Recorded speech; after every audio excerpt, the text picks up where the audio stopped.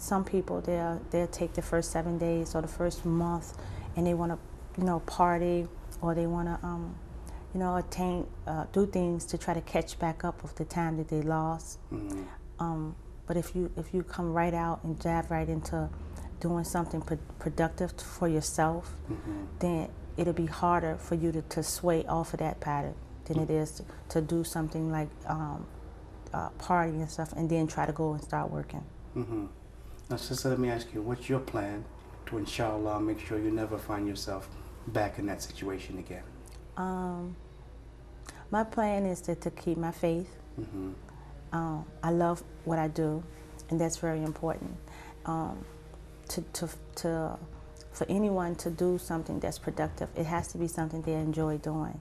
So I would suggest, like I do for myself, anything that I dive into is something that I like to do. I want to get up and do that, and I don't think of it as a job. I think of it as fun. Right. So as long as I'm thinking of my way of living is it makes me happy, then it's something I'm going to keep doing. And I've also allowed myself to cut myself away from the circle of friends associates that I had. I don't associate with them.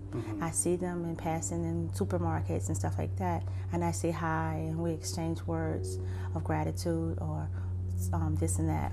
But I don't allow myself to get caught up to want to be with them anymore. But when we talk about the subject, do you think that many people don't realize that there are women accepting Islam in the prisons and women in the prisons?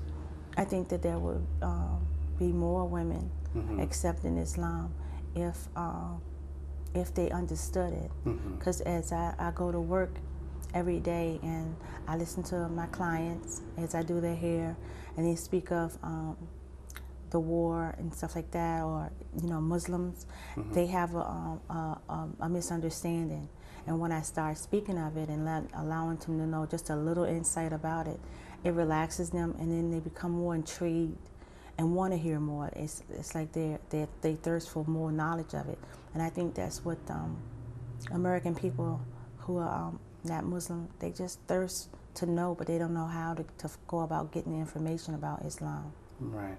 And I know when people are in the barber shop or in the beauty shop, they talk about everything, So, when they get around to asking you questions about Islam, what do they ask you? They're very tense, and they choose their words very carefully. But they want to first know, do we believe in Jesus? That's like always, usually the number one question that comes to me. Y'all don't believe in Jesus, do you? And I tell them if they would only read the Quran, it'll have a whole lot more about Jesus than even the Holy Bible do. And I tell them that we accept all holy books, and we're the only religion I believe to accept all of the holy books. We don't denounce any holy books, and we don't speak bad about other religions. And I tell them things like that, and they kind of like be at awe. They're kind of surprised. Very surprised. Very surprised that when I say that we believe in Jesus, I'm like, yeah. And all of his miracles, and, the things that he done. Right. Like that. And what are some of the other things they ask you? After they get past the question of... They want to know about covering, and do Muslim men, are they violent to their wives, stuff like that. And those type of questions. I saw a documentary on HBO not too long ago, and they did it on a woman's prison. It was 3,000 women in the prison. And that weekend, and one Saturday, this particular weekend that they did the documentary, they went in the visiting room, and out of the whole day, visiting day, only 10 women got visitors. And they were from family members. They weren't from their husbands, they weren't from their boyfriends, their fiancés, or friends. It was strictly from either their parents, brother and sister, or their children. So the support the women get is far less than it is for the men. It's far more challenging than it is for the men. And we have pretty much accepted that. When we think prison, we think men.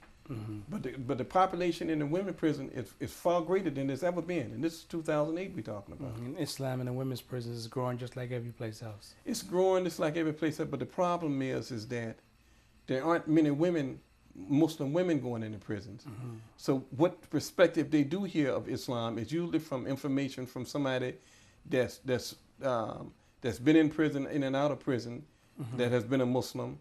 But it's not. They don't get the literature, and they don't get the coordinators from the outside to come in to help them. So what you said, more Muslim women should get involved in visiting the prisons. Oh, and absolutely. Believe me, it would have an immediate effect on promoting and encouraging them to maintain and cherish their feminism. It would have immediate impact. It's no doubt in my mind about that. And tell me about this place. I'm sorry. Just finish telling me your story about how you go into the prisons and volunteer, and how this place, this Hijra House, was established, and why it's so important that Muslim prisoners coming out have a place like this to come to. Okay, the way that the Hijra House was started, it was started by a brother named Salih Stovall. Salih Stovall had a substance abuse challenge, and so when he went in prison, he cleaned up and he was practicing the religion, the whole deal. But as soon as he come out, he come right back, because he was from this area. He come right back to the same vulnerability. And when he went to the other transition houses that weren't Islamic transition houses, they were forced to cut their beards off. They couldn't pray as Muslims pray. They couldn't go to Jummah prayer, which is on the Friday. So they couldn't do any observance that required of the Muslim. So Allah blessed him that he thought of this. And the man that owns this is a man that he works for from time to time. And so when this house became available, he approached the man about it, and the man allowed him to lease the house. And so when myself and others came into the Hijra House, everything you see here was already here. All we had to do was bring our efforts in, our initiatives in, but he had did everything else.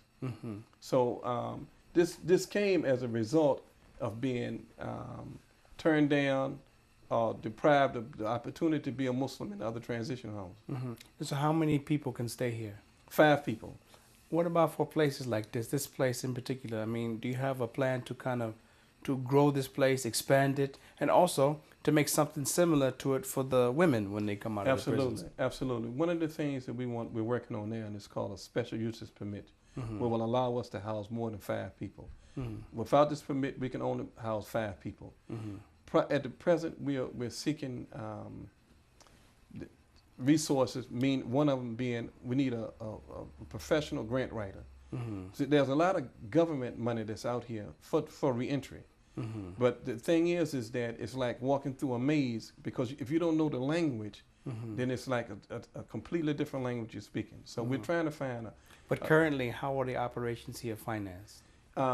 You've heard of Imam Siraj Wahaj? Yes. He comes here once a year and he do a fundraiser for us. And from the fundraiser and from donations from people, that's how this is maintained.